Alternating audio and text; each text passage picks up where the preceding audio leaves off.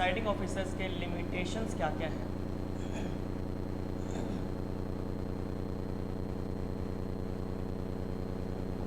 पहला है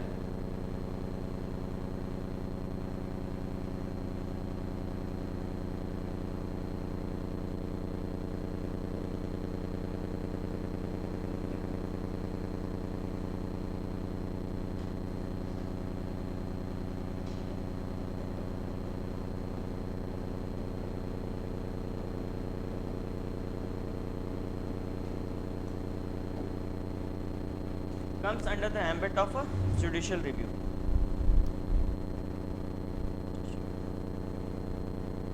अब इसमें एक फेमस केस है हम लोग का कीहोटो होलोहन 1992 का केस है।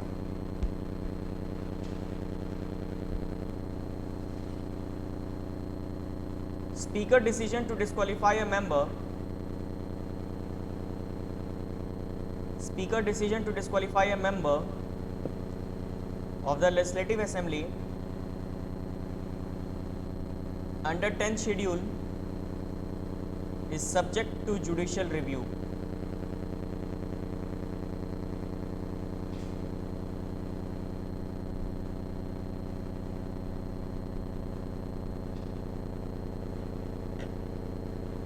Is subject to judicial review.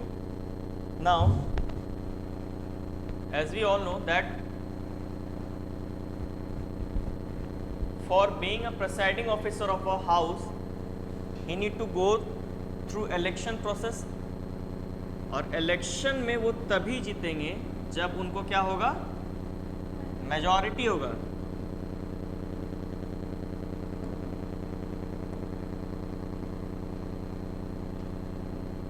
तो डिपेंडेंसी ऑन मेजॉरिटी सपोर्ट, मतलब प्रिसाइडिंग ऑफिसर बनने के लिए भी उनको क्या चाहिए, मेजॉरिटी सपोर्ट चाहिए। और सपोर्ट के लिए जब उनको सपोर्ट मिलता है तो उनका जो काम करने का कैपेसिटी होता है, पोटेंशियल होता है, वो क्या होता है, लिमिट हो जाता है। थोड़ा सा ही हो लेकिन हो जाएगा।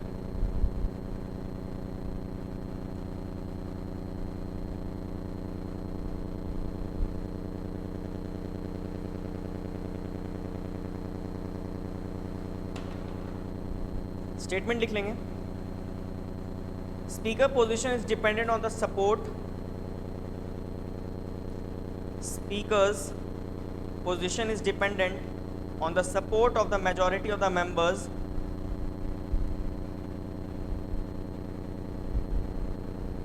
this dependency on the majority can limit their independence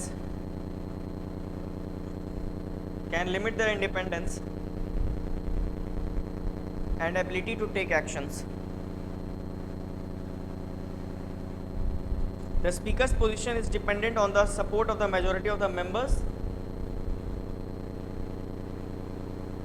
This dependency on the majority can limit their independence and ability to take actions.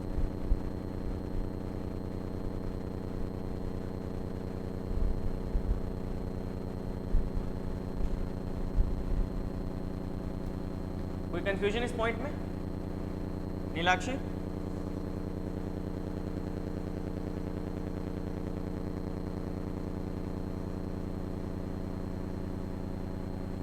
दूसरा लिमिटेशंस इसका enforcement challenge.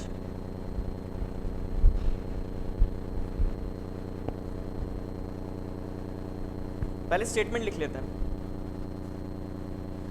Opposition members may engage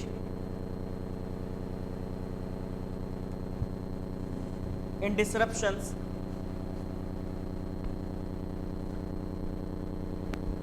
filibustering, filibustering,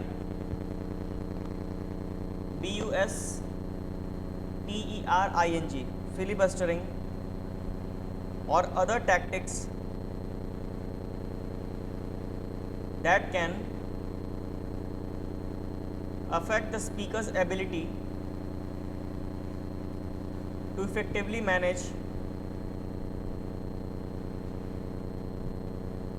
manage the proceedings. अब ये फिलीबस्टरिंग मतलब क्या होता है?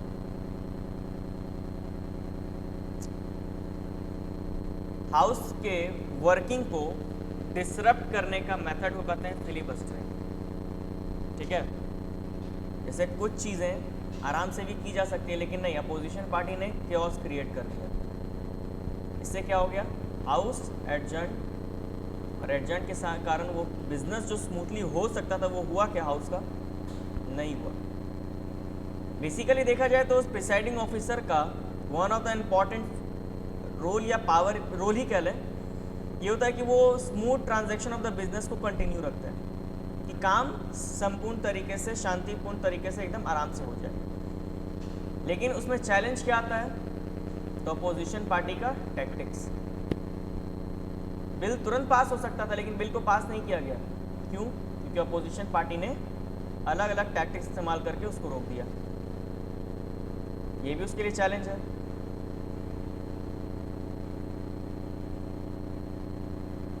दूसरा, limited powers.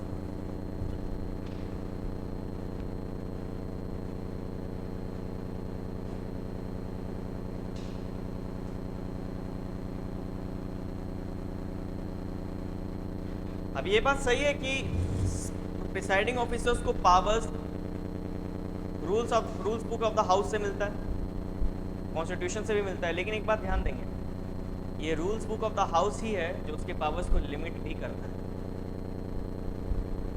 ठीक है,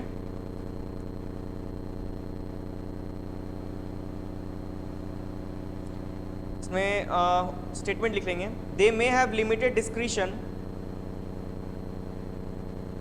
they may have limited discretion in interpreting and enforcing those rules which has been mentioned under rules and procedures of legislative assembly।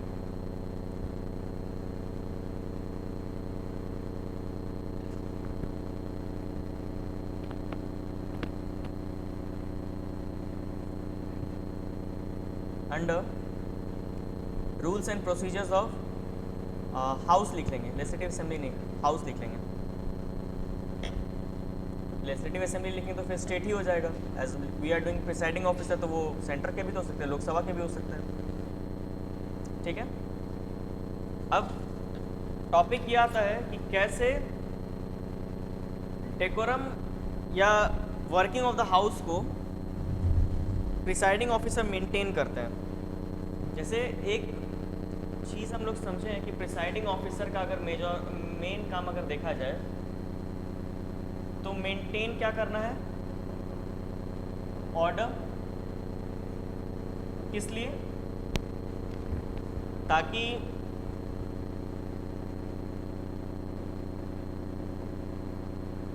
Business of the house जो है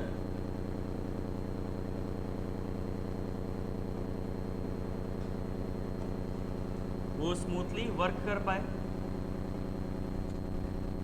ठीक है, साथ साथ इसके अलावे भी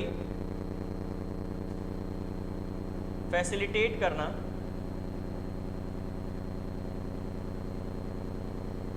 बेस्ट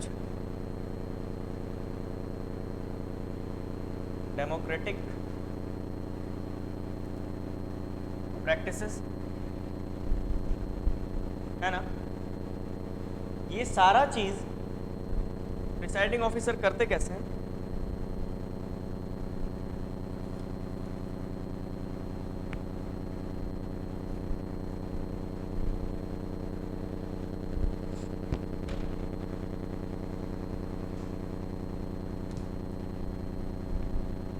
नहीं पता?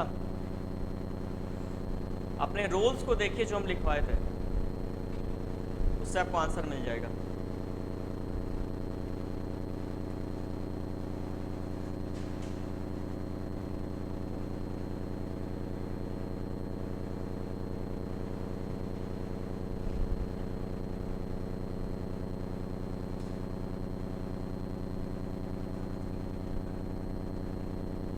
रेस्ट्रिक्शन से वो ऑर्डर कैसे मेंटेन कर पाएगा अगर उसके पास रेस्ट्रिक्शन ही होगा तो? ठीक है, ऑब्जेक्टिव रूलिंग एक है पॉइंट, है पॉइंट। अब देखिए हम लोग इसमें दो चीज़ पे फोकस करेंगे। पहला क्या है कि ऑर्डर को मेंटेन कैसे करते हैं, और दूसरा डेमोक्रेटिक प्रैक्टिस को इम्प्लीमेंट कैसे करते हैं। ठीक है, तो पहला फोकस हम लोग किस पे करेंगे कि how does presiding officer maintains order, यही है ना। तो इसमें पहला जो हम लोग लिखेंगे वो होगा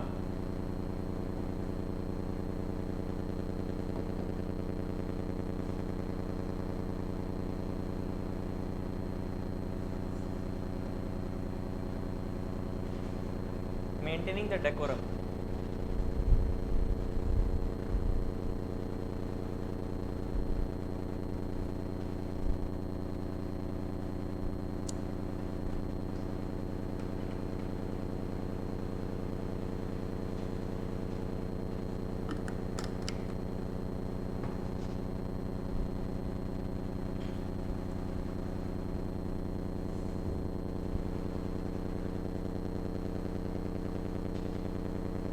इसमें स्टेटमेंट लिख लेंगे, presiding officer is responsible for maintaining, presiding officer is responsible for maintaining order and decorum in the house,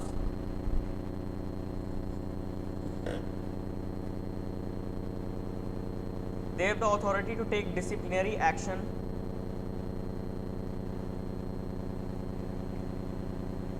they have the authority to take disciplinary action against any member, take action disciplinary action against any member who violates the rules of the house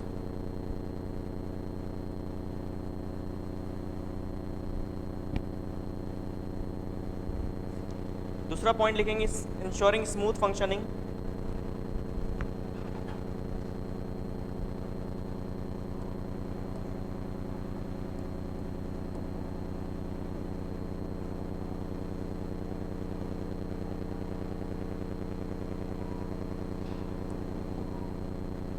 ensuring smooth functioning.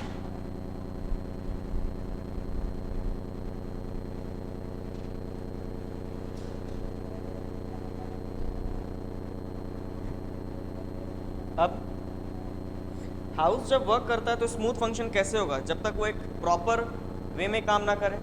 मतलब आज के दिन का agenda क्या है, क्या discussion होने वाला है, कौन मेंबर्स क्वेश्चन करेंगे, कौन मेंबर आंसर करेंगे, ये जब तक पता नहीं रहेगा तो क्या इंश्योर हो पाएगा स्मूथ फंक्शनिंग? नहीं ना। इस चीज़ का सारा ध्यान कौन रखते हैं? Presiding officer.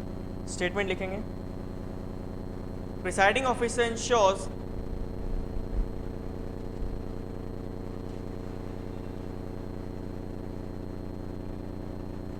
that the house functions smoothly and effectively.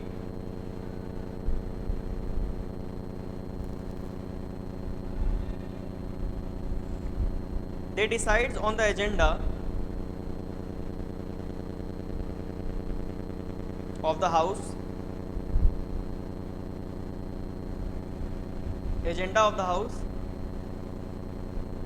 regulate the proceedings and ensures that all legislative businesses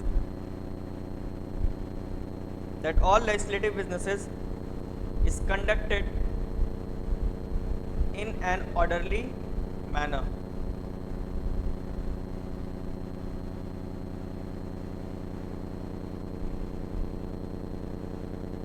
Businesses is conducted in orderly manner.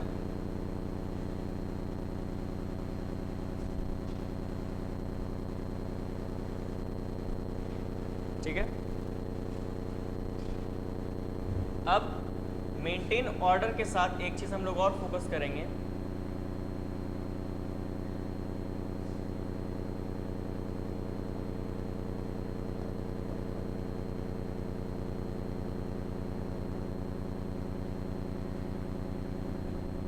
Maintain impartiality.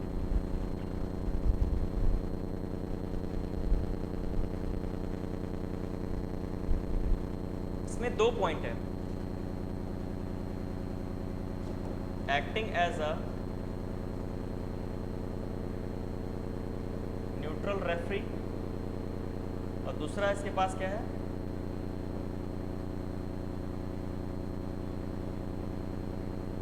Casting vote. पहले ही बताएं कि स्पीकर भले ही किसी एक पार्टी से चुन के आता है, लेकिन स्पीकर बनने के बाद उस पार्टी से उसका रिलेशन कम हो जाता है और वो न्यूट्रल इन नेचर पर पर्सन बन जाता है। तो वो इम्पार्शलिटी को भी कर रहा है सपोर्ट, साथ साथ उसको कास्टिंग वोट का पावर दिया गया है। मतलब वोट तभी वो कास्ट करेंगे जब सिचुएशन किस तरह का हो जाए, डेडलॉक का हो जाए। ठीक है, अब आते हैं इसके लास्ट वाले रूल पे कि डेमोक्रेटिक प्रैक्टिस को कैसे इंश्योर करता है।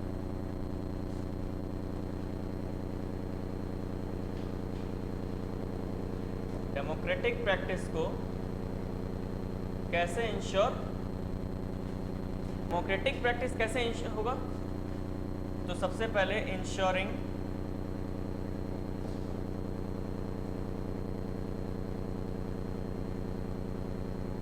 रिप्रेजेंटेशन।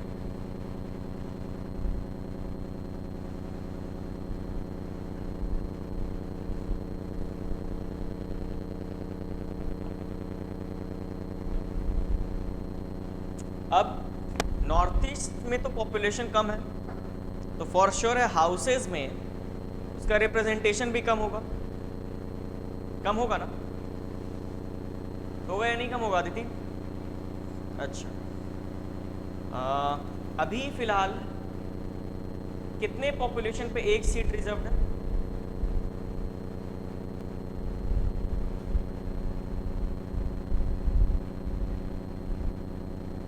$10 लाख। चलिए ऑप्शन देते हैं विशाल, आप ही बताइएगा सिर्फ।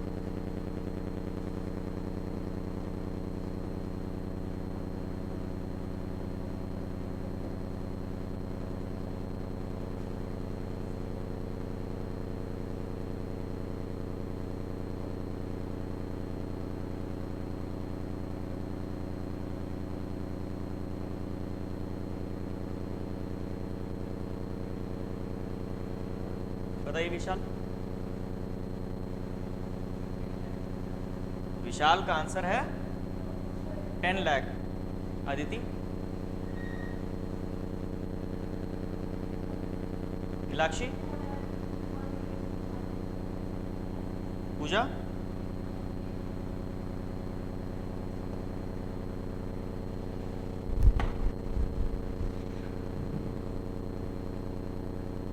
पूजा नन ऑफ द अबव कैसे होगा?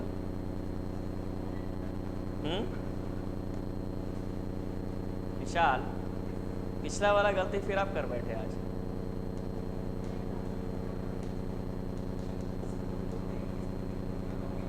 हम तो क्वेश्चन में दिए हुए हैं, ऑप्शन में दिए हुए हैं।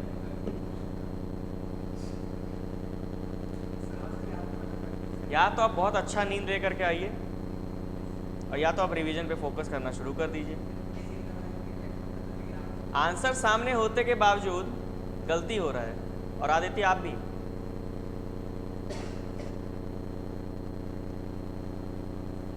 था आंसर सामने। ऐसा तो नहीं कि हम ऑप्शन दिए ही नहीं है। अगर हम more than one of the option नहीं देते तो विशाल और आदित्य दोनों सही हो जाते, लेकिन हम तो दिए हुए थे more than one of the above answer. अब क्वेश्चन ये है, एक्सप्लेनेशन ये है इसका कि भले ही नॉर्थ ईस्ट से रिप्रेजेंटेशन कम हो जाएगा, लेकिन उस रिप्रेजेंटेटिव मेंबर को एक स्पेसिफिक टाइम अलॉट किया ही जाता है ताकि आप अपने व्यूज़ को रख पाएँ। ऐसा है क्या कि यूपी के लोग को ज़्यादा प्रेफरेंस है क्योंकि वहाँ का पॉपुलेशन ज़्यादा है और रिप्रेजेंटेशन ज़्यादा है? नहीं है। अगर नॉर्थ ईस्ट के भी कुछ लोग हैं जो मेंबर्स बन के आए हैं, अगर वो अपना व्यूज़ रखना चाहते तो उनको भी सफिशिएंट टाइम दिया जाएगा।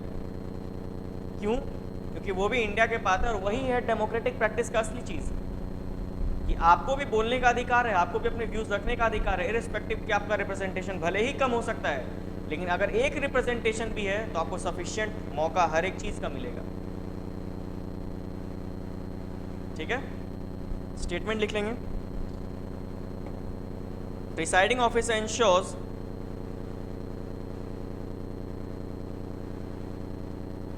that all members get an equal opportunity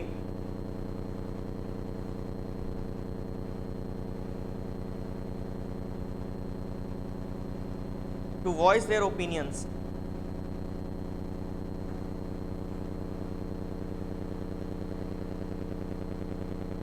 They ensure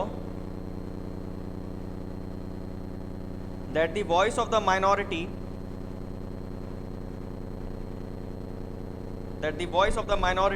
are heard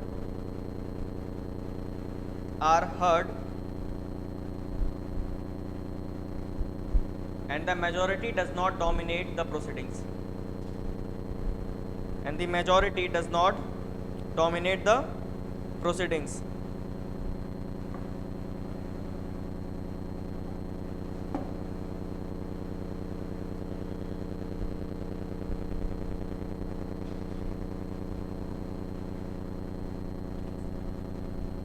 dominate मतलब ये नहीं, डोमिनेट द प्रोसीडिंग्स, इसका मतलब ये नहीं कि जिसका रिप्रेजेंटेशन ज़्यादा है बात उन्हीं का चलेगा, वैसा नहीं है। अगर एक रिप्रेजेंटेशन भी है तो उसको भी इक्वली के ही तरह ट्रीट किया जाएगा। ठीक है,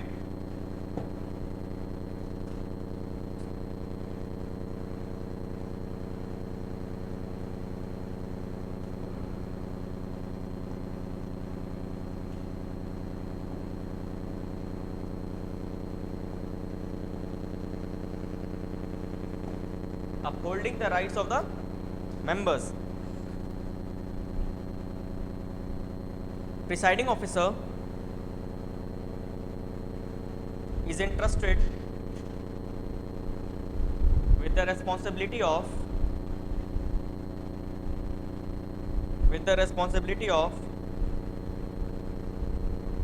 protecting the rights and privileges of the members.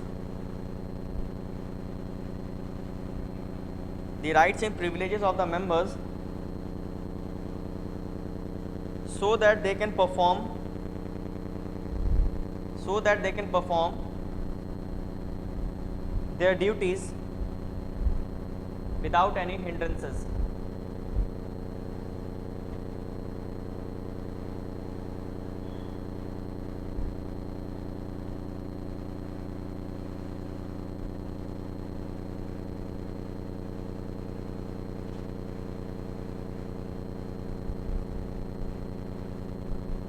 कोई कंफ्यूजन इस पॉइंट में?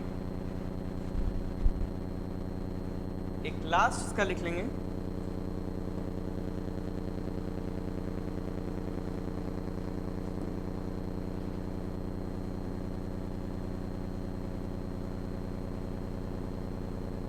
Promoting transparency.